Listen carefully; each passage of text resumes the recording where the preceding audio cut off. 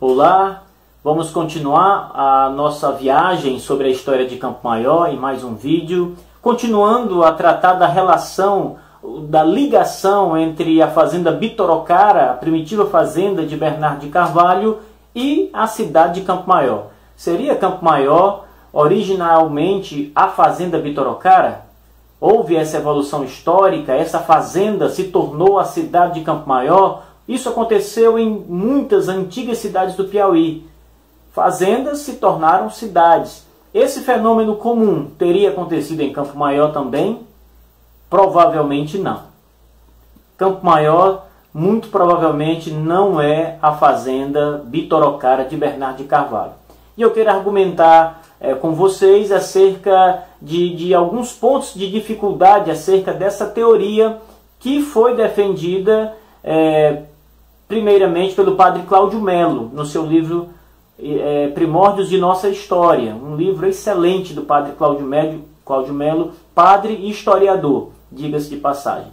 Bem, a primeira questão é o tamanho do território de Campo Maior. Campo Maior é dividido de duas formas. Campo Maior primitivo é dividido em a macro-região de Campo Maior. Essa macro-região ela vai desde o Rio Puti, desde o bairro Jockey, em Teresina, até quase chegar na cidade de Piracuruca, ou até depois de Piracuruca. Os limites não são bem certos ainda. Mas tudo isso, de Teresina até Piracuruca, formava o que nós chamamos de a macro-região de Campo Maior, ou, como era conhecido, a freguesia de Santo Antônio do Surubim. Tudo isso era a vila, passou a ser futuramente a vila de Campo Maior.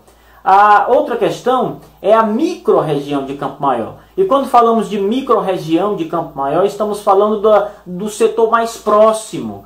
A fazenda Bitoroccara, para ser Campo Maior, para ter dado início à cidade de Campo Maior, necessariamente deve estar localizada na micro-região de Campo Maior.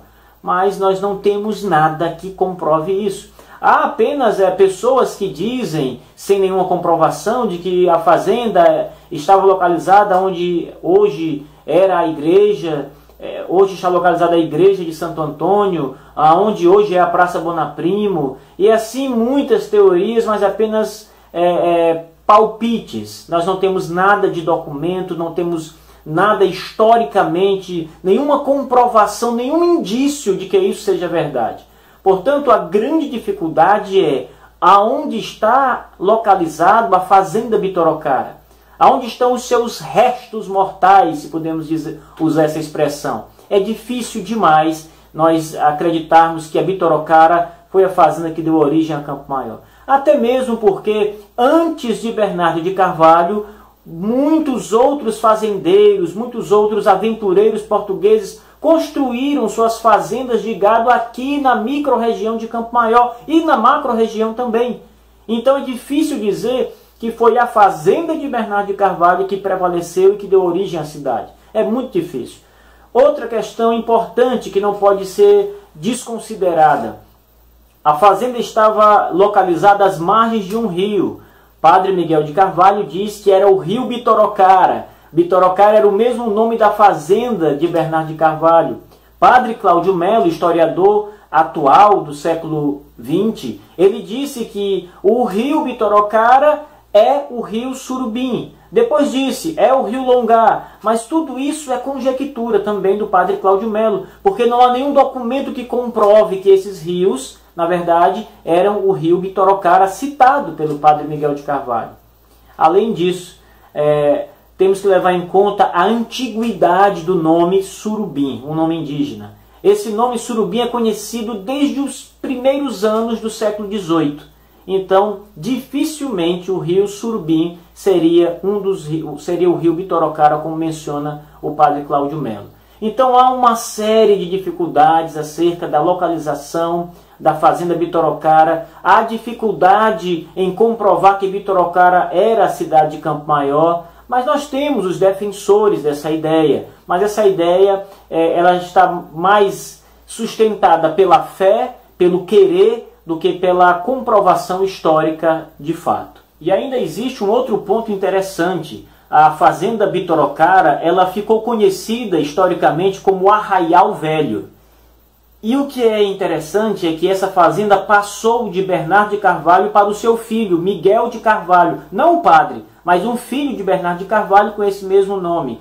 E encontramos em Belém do Pará uma sesmaria, onde disse que a fazenda Arraial Velho, pertencente a Miguel de Carvalho, está registrada com o número 1902 no catálogo das sesmarias em Belém do Pará, e esta fazenda está localizada às margens do rio Parnaíba.